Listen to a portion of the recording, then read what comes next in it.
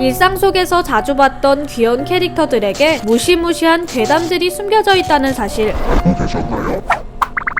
1. 악마에게 희생된 키티. 헬로키티에게는 눈과 귀, 코가 있지만 어떠한 이유에서인지 입은 없습니다. 이 때문에 여러 괴담이 떠돌았었는데요. 그중 가장 유명한 것은 난치병을 앓았던 소녀라는 이야기입니다. 1970년대 중국의 한 마을에 14세의 소녀가 어머니와 함께 살고 있었습니다. 부가만 말기였던 소녀는 고통 때문에 어떠한 말도 할 수 없었습니다. 당시 의사들도 치료가 불가능한 난치병이라고 고개를 저었죠. 어머니가 딸을 위해 해줄 수 있는 건 교회를 방문해서 기적이 일어나기를 기도하는 일뿐이었습니다. 하지만 그녀의 바람과는 달리 딸의 죽음은 점점 더 다가오고 있었습니다. 이대로 딸을 잃을 수 없었던 그녀는 한 가지 위험한 방법을 생각해냈습니다. 그것은 바로 악마와의 계약이었죠. 악마를 부르기 위한 준비를 마친 후 의식을 치르자 그녀 앞에는 사악한 형상을 한 악마가 나타났습니다. 악마는 울고 있는 여자에게 말했습니다. 소녀의 입을 없애면 소녀가 살아날 것이다. 그 말을 들은 어머니는 무언가에 홀린 듯 날카로운 것을 집어들고 딸을 향해 천천히 다가갔습니다. 이에 크게 다친 소녀는 결국 목숨을 잃게 되었고 그 광경을 지켜보던 악마는 사악한 미소를 지으며 사라졌습니다. 악마에게 속았던 것이죠. 이 사실을 깨달은 어머니는 자신의 행동을 깊이 후회했지만 이미 상황은 돌이킬 수 없었습니다. 분노와 슬픔에 빠진 것도 잠시 그녀는 악마와의 계약에 대한 대가로 시름시름 알아가며 죽어갔습니다. 그럼 그녀가 죽기 전에 딸을 그리워하며 만든 인형이 바로 키티였다고 합니다. 죄책감 때문에 미처 입을 만들지는 못했다고 하네요. 2. 아동 연쇄살인마 월리. 월리는 항상 수많은 사람들 틈에 숨어 있습니다. 많은 사람들이 이유도 모른 채 몰래 숨어있는 월리를 찾곤 했는데요. 그러던 어느 날 한 커뮤니티에 월리를 찾아야 하는 이유가 올라왔습니다. 바로 월리가 탈주한 아동 연쇄 살인범이라는 것인데요. 1970년 영국 끔찍한 연쇄살인을 저지른 범인이 체포됐습니다. 범인은 지미 잭이라는 남성이었습니다. 그가 살해한 아이들이 무려 20명이 넘었다고 합니다. 체포된 지미 잭은 정신이 온전치 않다는 이유로 감옥 대신 정신병원에 수감되었습니다. 하지만 몇 년 후 지미는 정신병원에서 갑자기 사라져버렸습니다. 이후 그의 행방에 대해 아는 사람은 아무도 없었다고 하는데요. 이후 시간이 흘러 한 권의 그림책이 출간되었습니다. 그리고 그 책의 내용은 수많은 인파 속에 숨어있는 붉은 줄무늬를 입고 있는 남자를 찾는 것이었습니다. 문제는 그 붉은 줄무늬의 옷이 바로 지미가 사라졌을 당시 입고 있었던 옷차림이었다고 합니다. 괴담에 의하면 원리는 지미를 나타내는 것이며 변장술에 능통한 그가 사람들 사이에 숨어서 아직까지도 체포되지 않았다는데요. 원리는 사람들 사이에 숨어서 무엇을 하려고 하는 걸까요? 3. 마약을 먹은 텔레토비. 텔레토비는